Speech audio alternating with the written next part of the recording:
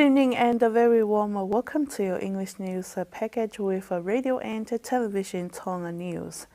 Making headlines, Noble's representative number 2 of Vava'u concerned about the data and information given to the public regarding natural disaster predictions.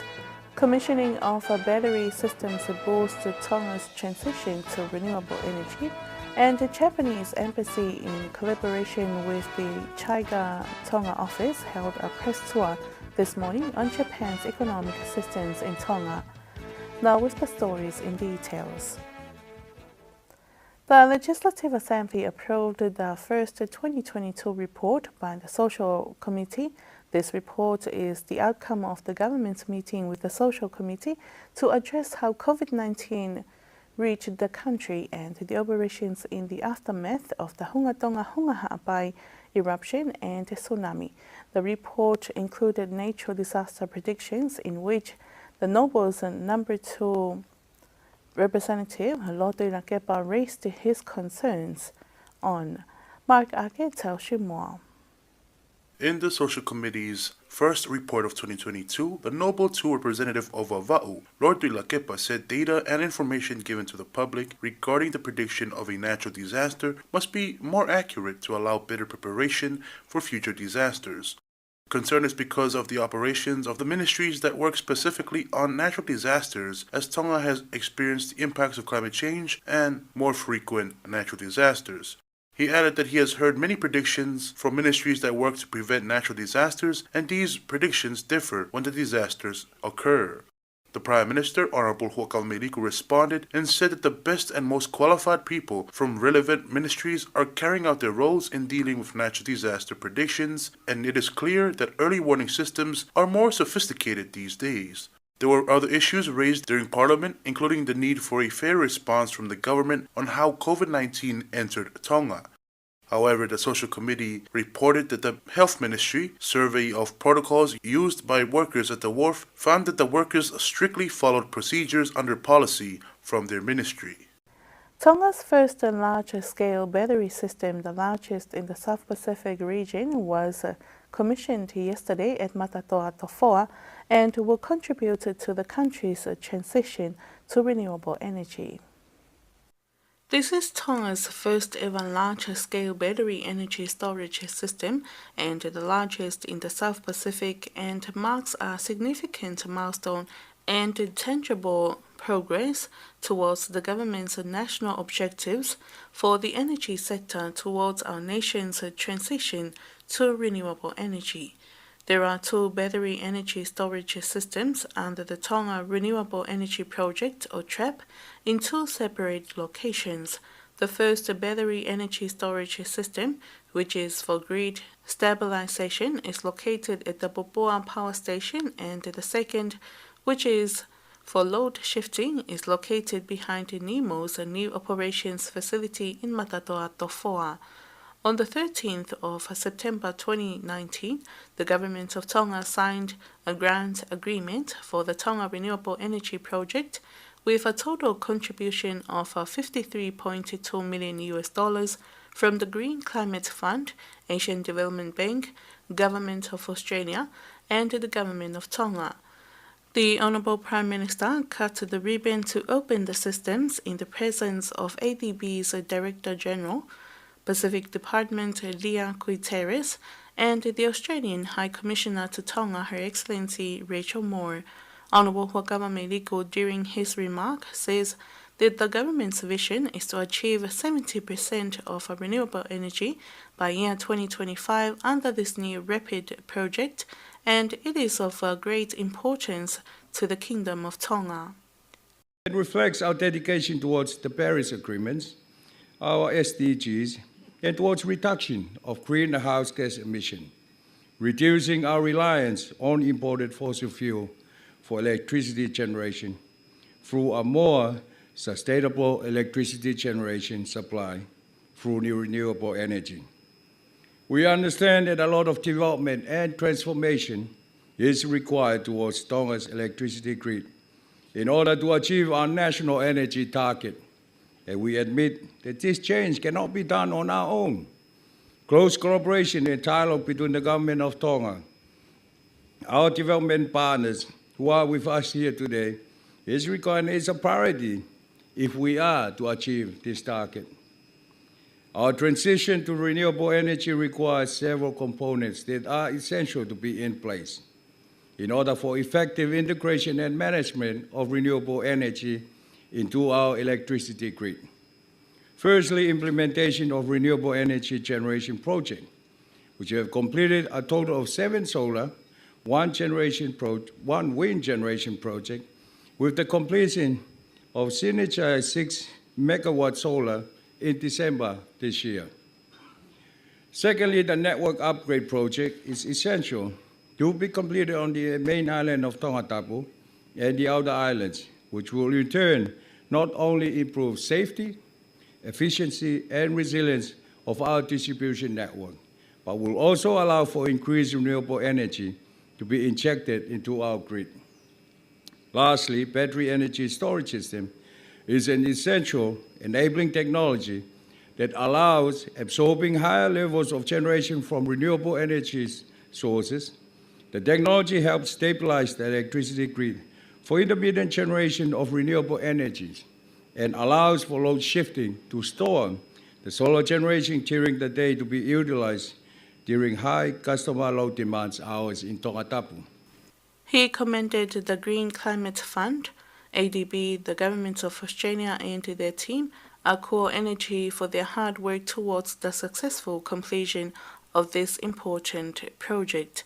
Meanwhile, the Director General for the Pacific Department of the Asian Development Bank, Leah Guterres, said ADB had firmly laid out its ambition to become a climate bank and support its member countries in their transition towards greener, more resilient and decarbonized economies, with a goal of providing $100 billion in climate finance by 2030. From an economic perspective, smart renewable energy investments help to reduce Tonga's reliance on imported diesel fuel. At the same time, expanded renewable energy is a critical step in enhancing the country's resilience to global economic shocks and inflationary pressures. Investments like this will build Tonga's long-term resilience and economic independence. ADB is pleased to have been able to support this project with both financing and the introduction of new technologies, the Battery Energy Storage System, which is better known as BESS. This latest technology will facilitate more reliable and cost-effective renewable energy integration into Tonga's electricity network. ADB, with co-financing support from the Green Climate Fund and the Government of Australia, approved $44.6 million in grant funding for the Tonga Renewable Energy Project in 2019. She also said that achieving the carbonization goals while also improving the reliability and affordability of power for customers presents some of the biggest challenges and also some of the biggest opportunities. The Minister of Internal Affairs, Lord Vaya, expressed his concerns about the People's Representative of Ewa to Parliament, Daniela Fusmalohe's plan. During Ewa's People Representative to Parliament, Daniela Fusmalohe's parliamentary report, he said that there is a lot of work that needs to be done for the people of Ewa, but this was questioned by the Internal Affairs Minister, Lord Vaya. Fusmalohe's plans to have rights for those who are from Ewa and that they be granted their own citizenship. He also wants them to have exclusive rights, such as allowing them to expand the land allotment. Lord Vaya said this new plan will affect people's way of living and this will cause people to be greedy. The People Representative of Ewa to Parliament, Daniela Fusmalohe, said this citizenship plan does not include people being relocated by the government from the areas that were largely affected by the Tonga eruption and tsunami. The Japanese Embassy, in collaboration with the Chaiga Tonga office, held a press tour this morning on Japan's economic assistance in Tonga. The press tour's aim is for journalists to get a better understanding on the types of economic assistance that Japan offers to Tonga. Mark Ake again with the latest. In a briefing session at the Embassy of Japan before the site visits, the Japanese ambassador, His Excellency Kensaku Munenaga, said the visit will only focus on two sites, which is the Project for Capacity Development, or ICU, using telemedicine under the COVID-19 pandemic, and the Project for Introduction of Nationwide Early Warning System and Strengthening Disaster Communication, also known as the NEWS Project. He says the goal of these two projects is to administrate and treat critically ill patients affected by COVID-19 and other diseases, and also save lives by promoting social and economic development. Quite innovative and useful for this kingdom. Regarding ICU container, theoretically, we could receive high level of medical treatment from abroad, such as Japan. Actually, doctors and nurses are trained by way of telecommunication from Japan. But our reality is not so favorable. Regarding news project, I hope all of you know very well. All of you have heard several demonstrations. But point is, that information, that alert can reach so even so far as to Ongoniwa through news network. Based on our experience of Tonga, Hapai, if early warning are delivered appropriately, Tonga people can survive. Heading to the first site, which is the ICU at Vaila Hospital, Dr. Anna Akawola said that when COVID-19 started spreading in developing countries in 2019, small countries such as Tonga had to be prepared, but the country's economy wasn't enough to help the Ministry of Health run operations, especially with the ICU. She added that following this, JICA had sent them an invitation to apply for their assistance projects, and so the Ministry of Health applied for the ICU project. The project includes provision of a training on intensive care and provision of 14 container units, including 5 ICU rooms and others. The Ministry of Health says some of the modern ICU equipment in Tonga can't be found in Fiji or Vanuatu.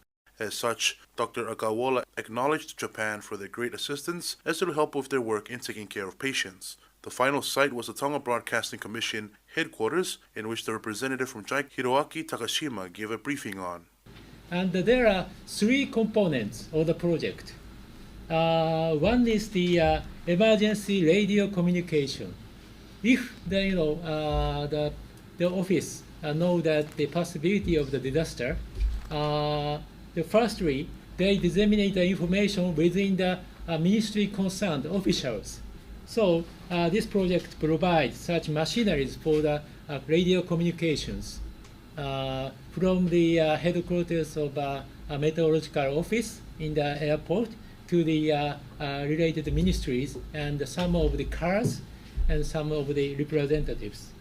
And not only here in Tongatapu, but we provide such equipment to the other islands, Babau, Hapai, Eua, Nuku'alofa. So the people, the officials can easily understand the situations and to take quick actions for the disaster. And second component is the early warning sound alert system to the public people. Maybe you can see that many of the green pole for the siren. And that is the main component of this second part.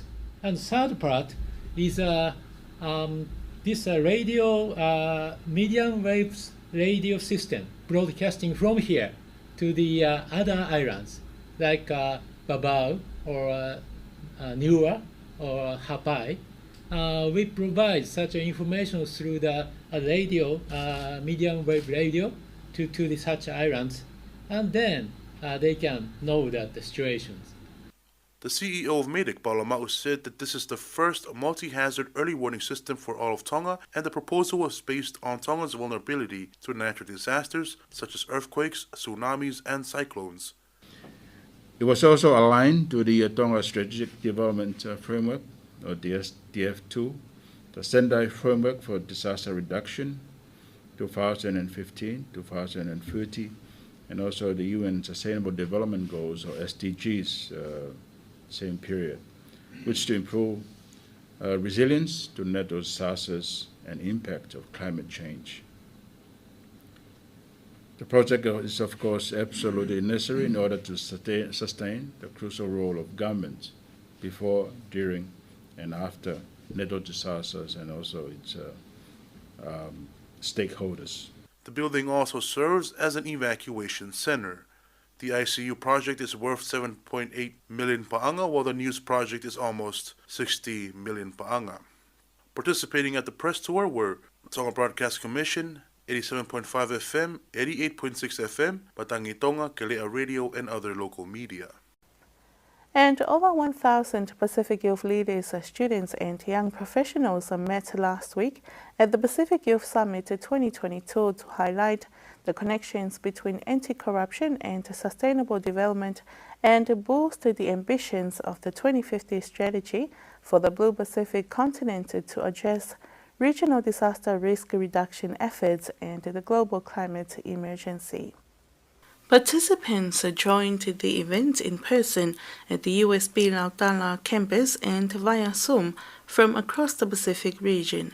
The Pacific Youth Summit 2022, Stepping Up for Corruption Resilient 2050 Blue Pacific, which was opened by the Minister for Communications, Foreign Affairs and Justice of Tuvalu, Honorable Simon Kofe, builds on the integrity and anti-corruption partnership established in 2021 between the University of the South Pacific Students Association and UNDP Pacific Office.